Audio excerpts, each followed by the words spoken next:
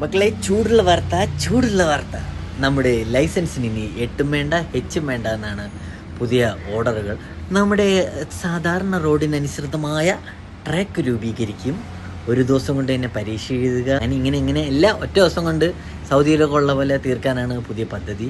ഇതിനായി ഉടൻ തന്നെ എല്ലാ RTOയിലും 1.5 ഏക്കർ വാങ്ങി ട്രാക്ക് നിർമ്മിക്കും എന്നൊക്കെയാണ് പറയണത്. അപ്പോൾ ഇനി ഈ ലൈസൻസൊക്കെ എടുക്കാൻ 5 സെൻറ്റ് സ്ഥലം വിൽക്കേണ്ടി വരുമോ എന്നാണ് എൻ്റെ പേടി.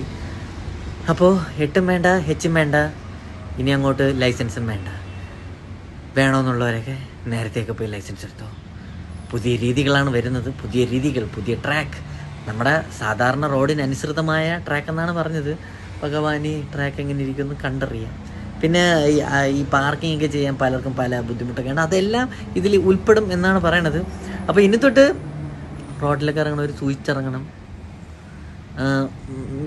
ഗ്യാരണ്ടി ഇല്ല. അതുകൊണ്ട് കാണാം.